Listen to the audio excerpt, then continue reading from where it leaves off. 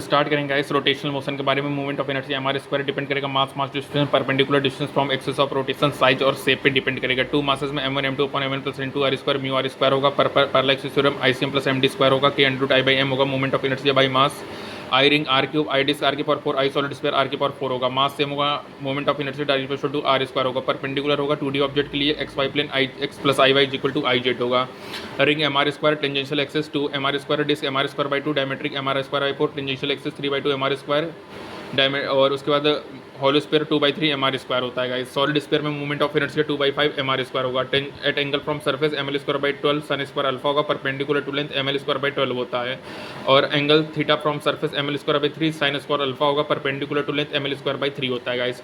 Annular disc क्या होगा m/2 capital r square plus small r square होगा। I remaining I complete minus I removed होगा। Hollow cylinder में क्या होगा perpendicular to length m l square by 12 plus m r square by 2 होगा। Along length 0 plus m r square होगा guys. Perpendicular to length m l square by 3 plus m r square by 2 along length 0 plus 2 m r square होगा। Solid cylinder क्या होगा rod plus disc से मिल के बनेगा।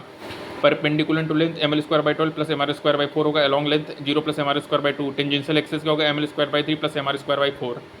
Torque क्या होगा आर क्रॉस एफ होगा। Theta 0 torque 0 minimum theta 90 torque maximum r F होगा। मिनिमम 2 फोर्स की रिक्वायरमेंट होती है to rotate the object which set on same body in opposite direction at different point. Transition equilibrium f net 0 torque net 0 होगा।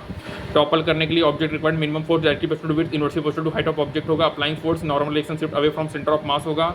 जब line of action of weight present होगा inside the base of object तो body topple नहीं करेगा। Linear momentum p equal to m v l equal to I omega f external v d m d v by d t plus v d m by d t होगा।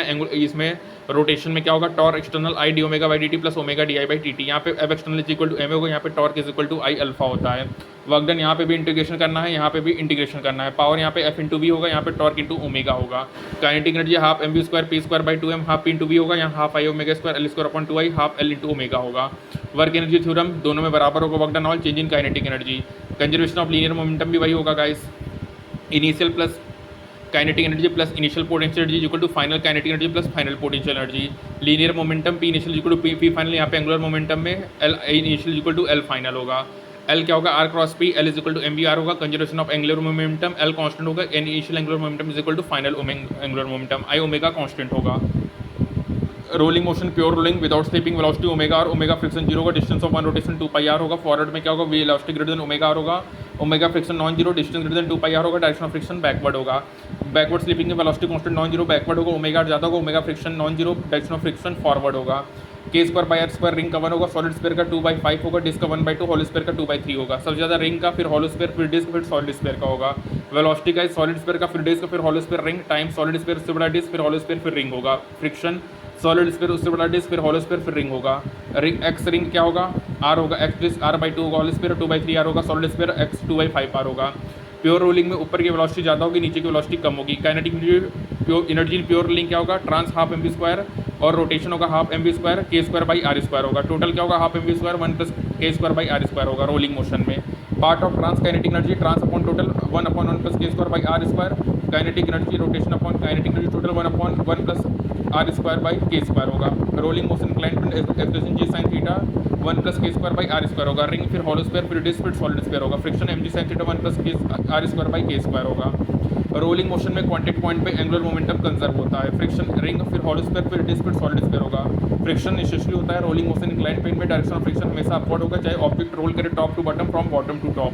Mu r क्या होगा tan theta 1 plus r square by k square होगा। Rolling friction होगा। Mu r kinetic friction coefficient होगा। सबसे ज़्यादा ring का होगा फिर होलो स्क्वायर फिर डिस्क फिर सॉलिड स्क्वायर होगा। Velocity √2gh 1 plus k square by r square होगा। वेलोसिटी रिंग फिर होलो स्क्वायर फिर डिस्क फिर सॉलिड स्क्वायर का होगा। Time 1/sin theta √2h/g 1 plus k square by r square होगा। पहले रिंग फिर होलो स्क्वायर फिर डिस्क फिर सॉलिड स्क्वायर होगा।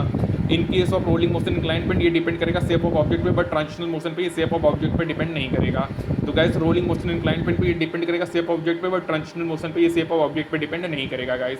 तो यहाँ पे हमारा कंप्लीट होता है that is rotational motion. Thank